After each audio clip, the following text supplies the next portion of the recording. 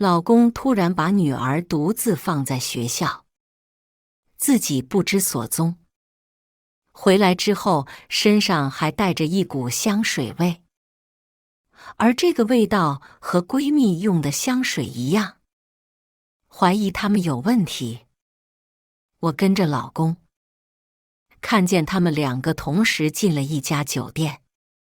大家好，开始今天的分享之前，希望你能给人间烟火点个订阅，我将会分享更多优质的内容。圆圆妈妈，你们做家长的怎么回事啊？到现在还不来接圆圆？你知不知道已经放学2个多小时了？幼儿园就剩下她了。你赶紧来吧，我也要回家的呀。接到女儿老师电话时，我是有些懵的，因为我经常会加班赶项目，女儿就一直是老公在接送。按照往常来说，这个时候女儿早就已经在家了，怎么会现在还在幼儿园？我疲惫地揉了揉眉心，轻声答应老师，这就过去。简单收拾了一下桌上的东西，我就准备去接女儿。路上给老公打去了电话。奇怪的是，平时响了2声就会被接通的电话，直到自动挂断前也没被接通。顿时一种怪异的感觉在我心里升起。我赶到幼儿园时，女儿正坐在老师身边哭，笑脸哭得通红。我看着揪心不已。圆圆，怎么哭了？是妈妈不好，该早点来接你。麻烦老师了。老师等了很久，已经很不耐烦了。见我接到孩子，他立刻就骑车离开了。女儿的胳膊紧紧抱着我的脖子，依旧是哭闹不停。我一边抱她去车上，一边轻声哄着她。女儿患有幽闭恐惧症，平时我都会尽量不让她自己独处，也反复嘱咐老公一定要按时接她。今天的情况让我有些焦躁，心中已经把老公骂了无数遍。回到家后，我发现门口的鞋架还维持着早上出门的样子，厨房的碗筷也没收拾。女儿还在一旁不停告诉我她饿了，一股子疲惫涌上心头。我无奈地哄着女儿先吃点饼干，然后挽着衣袖去厨房做饭和收拾碗筷。平时这些都是老公在做，我已经有些生疏了，接连摔碎了1只碗和1个盘子。最后我只拿一个干净的盘子给女儿盛好饭，接着处理我的工作。第2天，我早早起床，把女儿送去学校，急匆匆赶去上班。期间，我不停地给老公打电话，想问他到底在哪，但还是没人接。我担心他是不是出事了，想报警，但看见他朋友圈更新了才作罢。到了晚上，我提前下班去接女儿放学，给她做饭。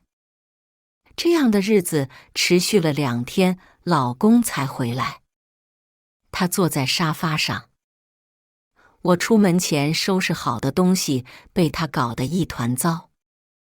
走近了，我还在他身上闻到一股香水味，一股火气窜上心头。我克制着把女儿哄去看动画片，才转头质问老公这些天都去了哪里。电话不接，微信不回。你到底想干什么？玩失踪吗？好玩吗？你在外面有人了？我拿起一个抱枕砸在他怀里。老公原本悠闲的表情变得难看，眉毛紧紧皱着。我不想接，不想回。我就只是出去散个心，你就怀疑我外面有人了？你怎么这么多疑呢？也就是我，换了别人早不跟你过了。我看了女儿一眼，压低声音：家里什么都不用你管，你只用接送孩子上下学，有什么需要散心的？再说了，你这么着急做什么？你心虚了？老公胸膛上下起伏，狠狠瞪着我。过了一会儿才平静下来，拉着我的手，语气轻缓：我一个大男人在家里做家庭主妇，真的挺憋屈的。我实在是不想看见邻居对我指指点点了，这才出去散心的。我怎么会外面有人呢？我最爱你的。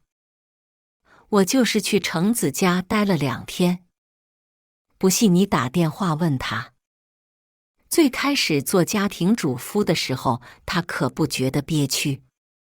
送完孩子回来，他不是倒头就睡，就是和他的朋友吃饭聚会，自在得很。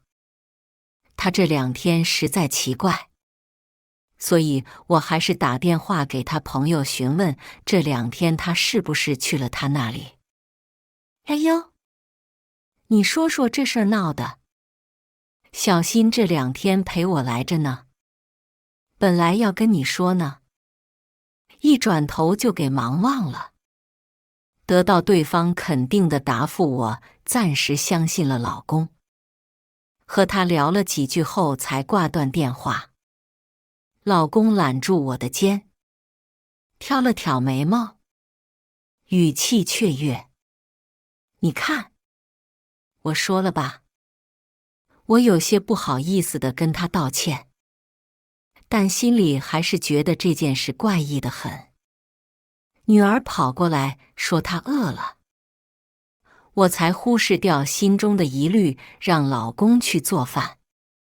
我们吃饭的时候，闺蜜琉璃突然过来，她兴冲冲地告诉我她找到了真爱，准备筹备婚礼。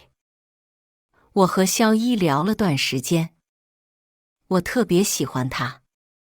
前2天见面后，我们决定结婚。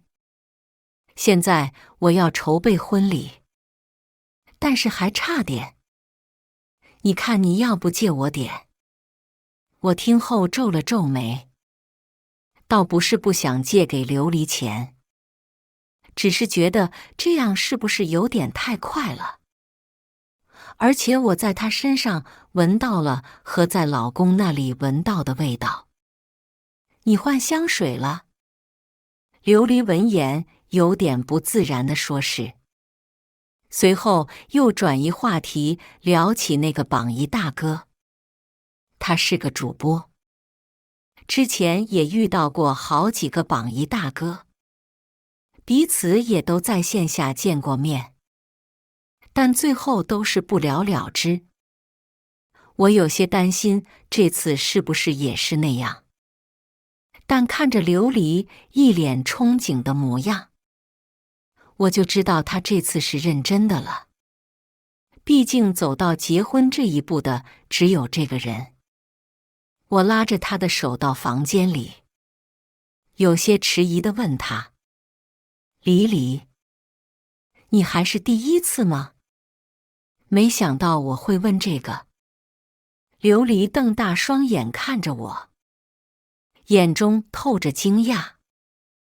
我被他看得脸上有点发热，连忙解释：我没有别的意思，只是担心你如果不是的话，结婚后他会不会因此嫌弃你？到最后你们反而不能和睦生活。琉璃这才极力否认，只是我们认识了10年。我太了解他说谎时眼神四处乱瞟的样子了。我及时换了话题，不再强求他对我讲实话，何况对方也不一定会在意。担心琉璃恋爱脑看不对方的缺点，我让琉璃把萧一约出来吃个饭，为他把关。餐厅里，我和琉璃坐在约好的位子上，水已经喝了2杯了，萧一还没过来。我拿起手机看了看时间，已经过了约好的时间点，心里已经开始对他感到不满。看到琉璃不觉得有什么的样子，我虽然没说什么，但还是有些生气。过了一会，萧一才匆匆赶来，真是不好意思，公司临时开了个会。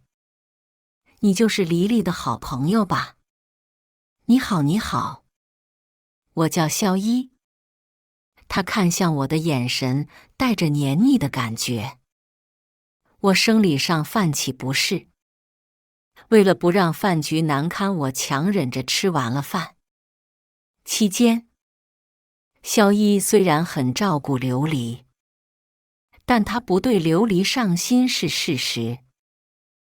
我眼睁睁看着他把芹菜夹到琉璃碗里，但是尽管我对他再怎么不满意，再怎么阻止琉璃，他们还是决定闪婚。琉璃找我借了50万去办婚礼，一股无力感涌上心头。我索性也不再管他，毕竟日子是他自己过。很快就到了2人的婚礼。我因为结了婚，按照习俗不能当伴娘。即便心里难掩失落，我还是和老公一起直接去了婚礼现场。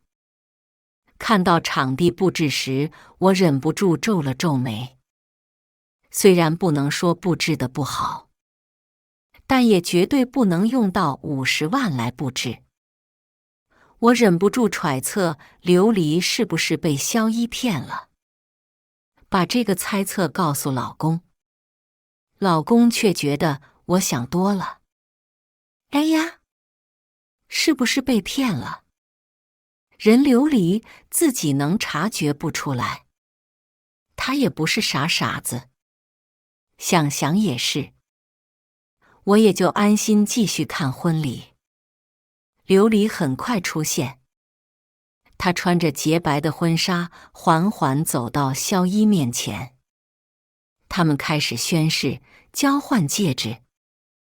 从我这里看去，2人也算十分相配。我一时间感慨万分。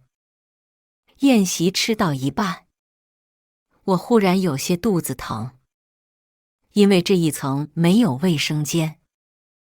想去的话，只能坐电梯下去。我觉得麻烦，想着要不忍一忍，但肚子实在太疼了，最后还是准备去卫生间。婚礼现场人很多，电梯里也都是人，我被挤得很难受。等到返回的时候，我决定走楼梯。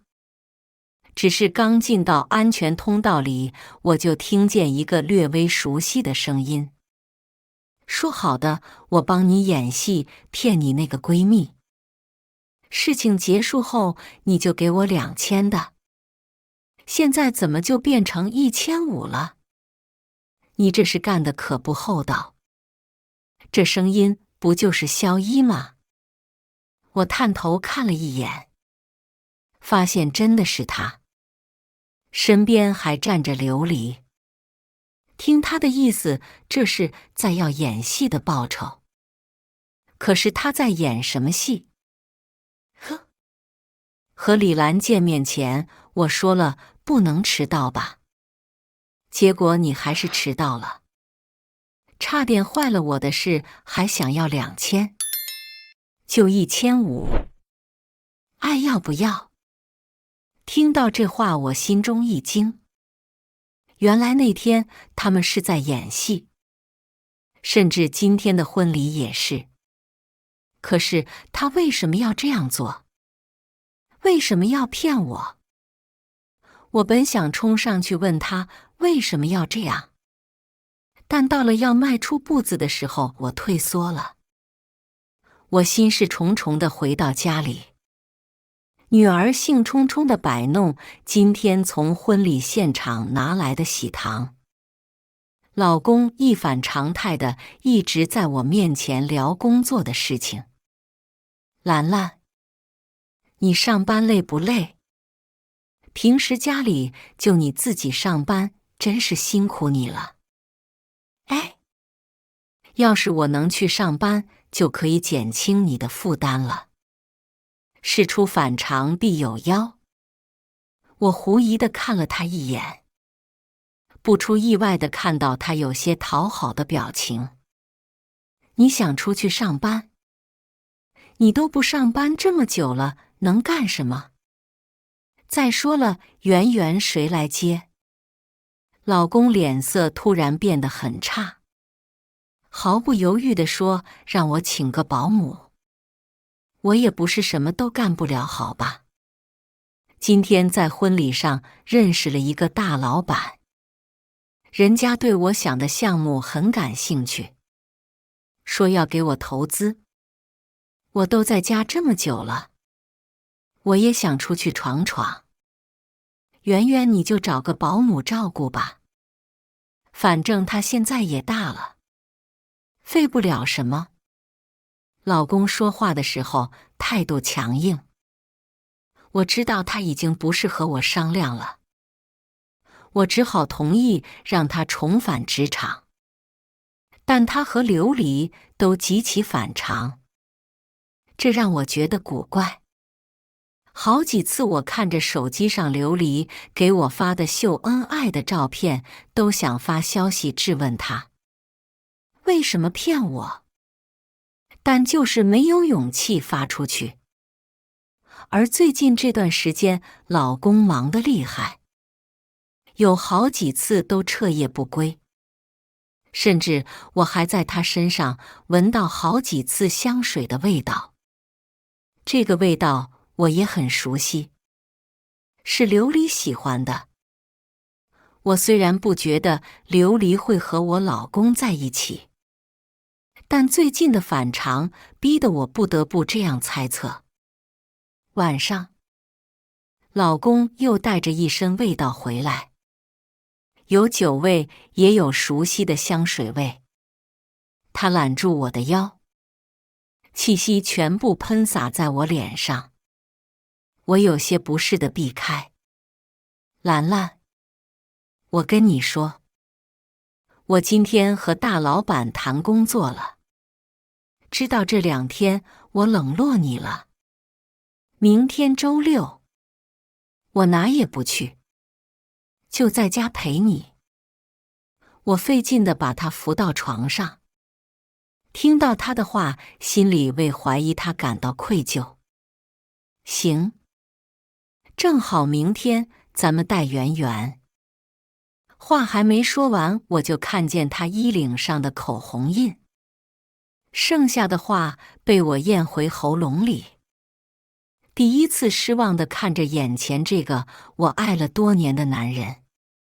第2天早上，老公醒来后，我找他要手机，我眼睛一直盯着他，在他脸上看到一瞬间的心虚，但很快又被他掩饰过去。拿我手机干什么？我的心一点点沉下去，语气平常。昨天圆圆说幼儿园老师说要干什么，他没记住。我想着之前是你接送圆圆，应该会有老师的联系方式。我加一下他。老公闻言松了口气，但还是不愿意把手机拿给我。你等我一会推给你好了。我直接上手去拿他的手机。你不是在刷牙？我自己来。万一任老师要干什么紧急的事儿呢？说着，我把手机拿了出去，在老公看不见的角度给他的手机安了定位软件。担心被他发现，我把软件放在他不常打开的分类里。他从洗手间出来后，就直奔手机。拿到后，反复查看了好几遍才关上。周一，老公按照往常一样，一大早就出门了。我查看了定位点，是他说的那家公司。关上手机后就开始工作。白天他的定位一直都没有改变，直到晚上才发生变化。匆匆下楼想开车，按照定位跟他。在看到车里的行车记录仪时，我选择了打车过去。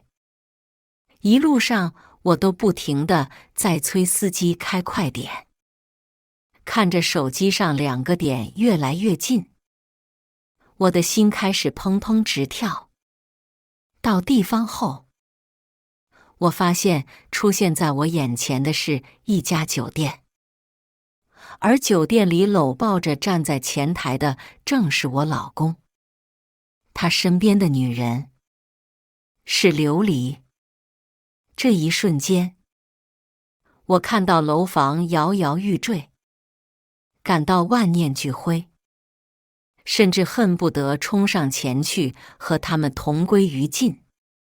但想到孩子，想到我苦心经营的家，我还是忍住了。但我不甘。凭什么我什么都没做就要遭受这样的对待？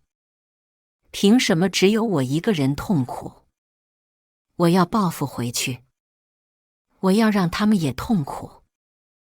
本以为他晚上不会再回来，没想到把女儿哄睡后，他回来了，身上带着浓重的酒味儿。此刻我之前的疑惑也有了回答。他是刻意用酒味来掩饰自己。我掐了掐掌心，面带关心地把他扶到房间。听到他说晚上没吃饭，我立刻去厨房为他煮面。老公面露欣喜：“兰兰，你怎么这么好？我以后一定加倍努力，努力让咱家越来越好。”我几乎快要忍不住冷笑出声。努力欺骗我，背叛我才对。接下来的日子，我变得很贤惠，洗衣做饭接送孩子，每一样都做得很好。在他晚归的时候，我也会为他再起来煮饭。我以为他会觉得愧疚，以为他会改掉自己的错误，但其实是我错了。他每天都伪装成爱我的样子，有时候回家也会给我带束花或者小蛋糕。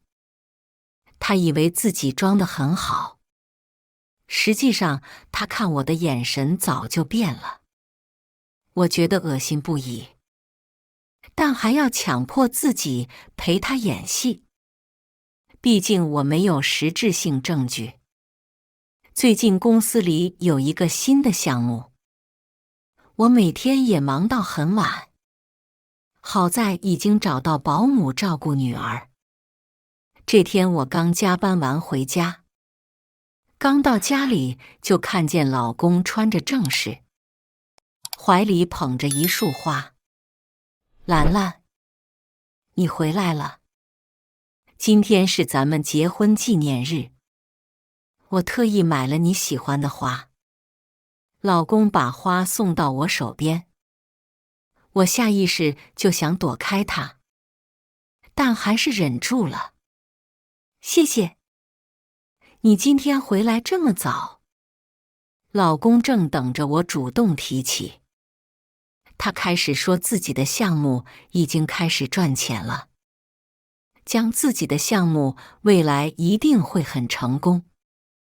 说自己又新想出来一个项目，我静静地听着。下一句就听见他说自己新想出来的项目还需要一部分钱投资才行。李老板说了，我们两个合伙，我只需要出一点钱就行。担心我不同意，老公又掏出手机给我看项目数据。我懒得和他再扯别的，直接答应会为他投资。但是我要先见到你的合伙人才行，总是听你提，我也想见见。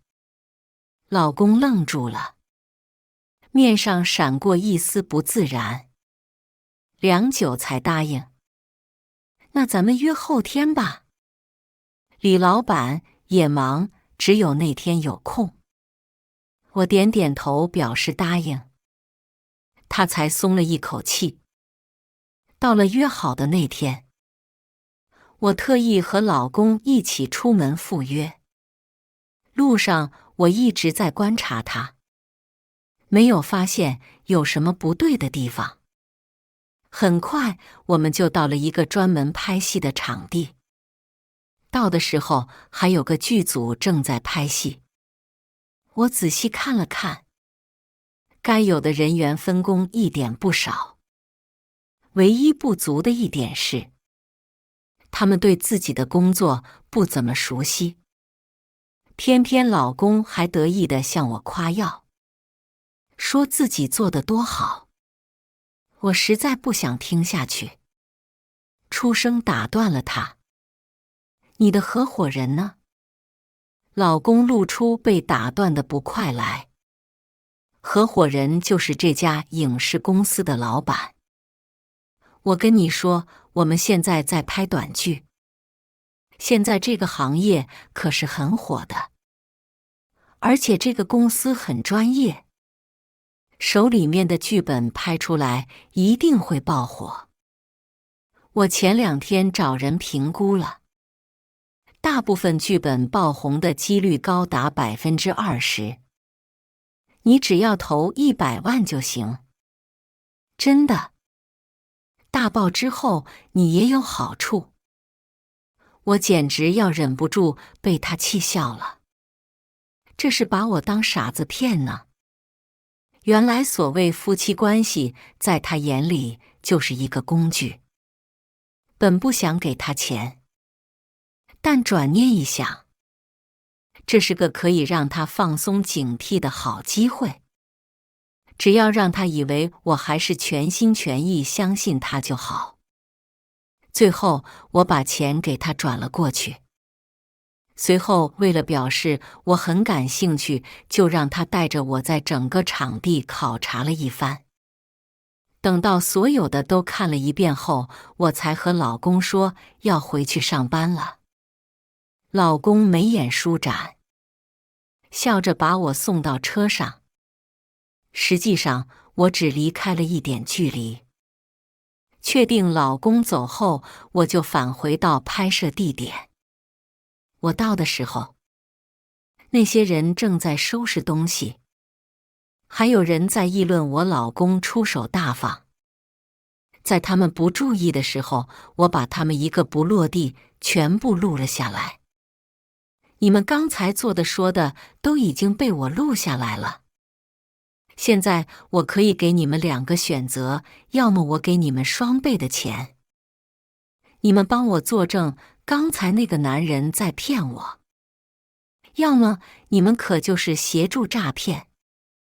一群人原本还不以为意，直到我又放出一段音频，正是刚刚讨论的2个人的说的话。嘿，这是我赚的最轻松的钱了，就演个戏，帮人骗那个女的，钱就到手了。谁说不是呢？出手也大方。这时他们才表示要给我作证，我留了联系方式才离开。老公收到我转的那笔钱后，从偶尔早出晚归变成了每天早出晚归，1周2次不回家变成1周2次回家。对此我只觉得挺无奈的，又想骗人，又不想耗费精力，也挺恶心的。我拿出手机联系了一群亲朋好友，跟他们说最近老公在创业，已经初露头角，未来也会有很好的前景。很快那些人都去联系我老公，想要关系更好，以方便以后可以照顾他们。老公被些人烦不胜烦，跑回家质问我出去和别人乱说什么。我被凶了一顿，表现得委屈又难过，眼泪汪汪地看着老公。你凶什么？不是你之前说的不想别人觉得你吃软饭吗？现在你创业了，还有了成绩，我当然想让他们都看看你多厉害了。难道说你其实没有创业，应付不了他们，所以才回来骂我？老公一瞬间变得慌乱，嘴巴张张合合半天，说不一句连串的话。我不是，我怎么可能没有创业？那让他们知道也没什么。而且你想啊，他们知道之后，是不是和你说话的语气都不一样了？你不觉得开心吗？你这么厉害，得让大家都看到才行。老公被我夸了一顿，顿时眼神都飘忽了。对，就该让他们知道。我立刻乘胜追击，提出要给他办一场宴席，邀请大家来见证他创业的时刻。老公犹豫了一瞬，想到不会有人那么快发现不对，也就点头答应了，眼神中隐隐透露出期待。说好这件事后，我告诉老公自己要出差，宴席要等我出差回来再办。老公毫不犹豫地点头，甚至殷勤地为我收拾行李。他也因此忽视了我放微型摄像头的动作。我出差的这几天，他和琉璃一定会一起回到我家里。出差那天，老公借口有工作要谈，拒绝送我去机场。实际上，他转头就去找琉璃了。我确实是出去了，去了隔壁省旅游散心，顺便给他们犯错留机会。当天晚上，我打开摄像头的软件，果然看见他们2个在我的卧室里厮混。他们很了解我，所以骗我的事情做得很轻松。可他们忘了，我同样也了解他们，知道他们是什么德行。看了一会，我关上手机，止不住地叹气。心痛吗？当然是心痛的，甚至到了现在我也还是难过的。我不明白，为什么他们会这么对我？在隔壁省又玩了2天，我才离开。只是心情已经不如刚开始那么沉重了。回到本市那天，老公特意来接我，说是弥补那天没能送我。哦，走吧。回到家后，我就和老公分房住了。那个房间我只要靠近都会觉得恶心。讽刺的是，老公甚至都没发现我去了客卧。我按照约定开始给老公准备庆功宴，老公也放心地把所有事宜都交给我打理。而这样的代价就是，他和琉璃的视频被我用公屏放了出来，放在所有人的眼前。视频出来的一瞬间，原本吵闹的现场变得安静了，都呆愣愣地看着屏幕。老公更是傻了眼，不可置信看向我。琉璃原本精心化的妆也出现裂痕，哭哭啼啼地跑来向我道歉。兰兰，对不起，我不是故意这样对你的，你相信我，我以后再也不会了。听着这样的话，我直接甩给他一巴掌，他的脸上立刻红肿起来，他捂着脸，可怜兮兮地看着我，恳求我原谅他。琉璃，我们认识这么多年，我自认没有亏待过你，知道你困难，我甚至一直资助你。直到现在，你有了充足的经济能力，我也没有停。没想到我就这样养出个祸患来，我以后再也不会给你一分钱，也请你把我之前给你的全部还回来。琉璃崩溃地哭喊起来：不要，我不要！这么多年了，你对我好了那么多年了，怎么这一次就是不行？你知道的，我只是喜欢结了婚的男人，我只是觉得这样的男人有魅力而已，我没有别的想法。你原谅我好不好？我以后一定离他远远的。我甩开他，拉住我的手，让人把他赶了出去。这大概是琉璃最狼狈的一次了，头发散乱，鞋子掉了一只，脸上精致的妆容也全部花了。但我再也不会心疼了。在场的宾客也反应过来发生了什么，我爸妈还有姑姑大伯全部跑到老公身边，围着他打。让我觉得意外的是，老公的爸妈和姐姐也在打他的那一群人里。他的亲戚里只有一部分是拉架不让他挨打的。老公妈妈，我打死你个不要脸的！你干出这事来，你让我跟你爸的脸放了？姐姐，就你这样的还是我弟弟？我真觉得丢人。你怎么就身在福中不知福呢？大家七嘴八舌地骂着老公，他甚至连说出一个字的机会都没有，就被人群淹没。见此，我也觉得心里好受了一些。原本想看着他多挨一会打，但现场乱作一团，很有可能伤到别人。我走到台上，拿起麦克风，组织大家继续打下去。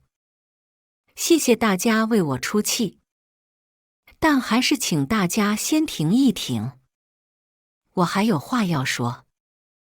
大家听见后停止了动作，露出被打得伤痕累累的老公。我看了一眼，没忍住笑了出来。他的脸上红色青色混在一起，实在是太滑稽了。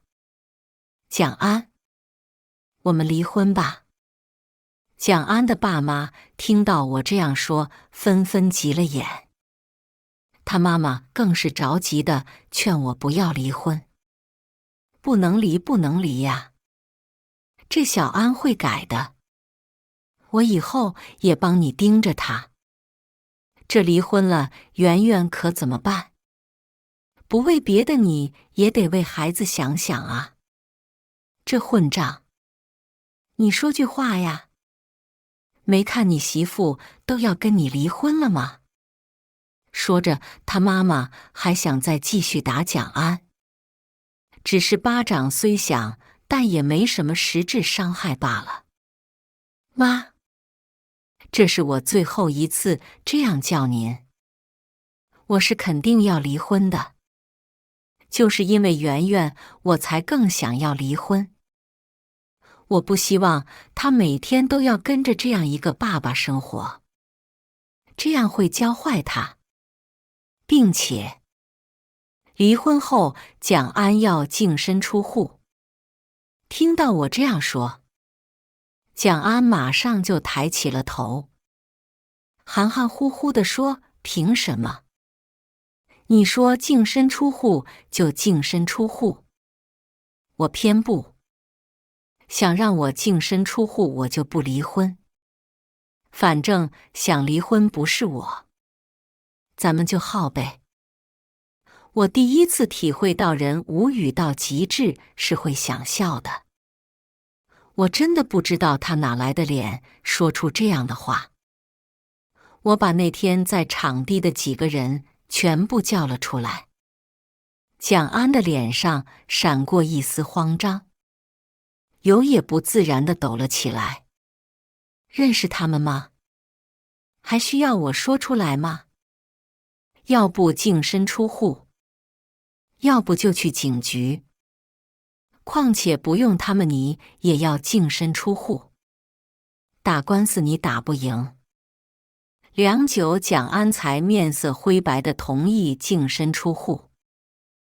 我直接拿出准备好的净身出户协议和离婚协议书交给他签。离开的时候，我特意嘱咐他，不要忘记到时间去民政局拿离婚证，也不要忘了把那100万还给我。说完，我就直接离开了。蒋安在身后抱着头挨训。离开场地后，爸妈要求我搬回家住，我同意了。毕竟那个房子我打算重新装修一下，不然住着总觉得不舒服。几年后，我凭借着自己的努力，一步一步走上了高管的位置。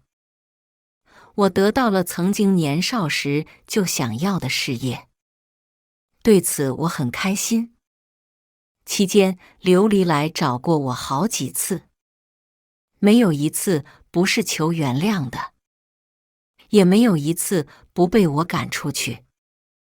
最后一次再见到他的时候，还是在大街上，他被几个大姐追着打，狼狈极了。女儿圆圆也从幼儿园升到了小学，现在是小学3年级。成绩虽然一般，但我很满足。偶尔蒋安的爸妈也会接他去那边住。虽然蒋安不对，但是他爸妈是真心疼爱圆圆。也幸好，圆圆并没有受到影响，依然可爱向上。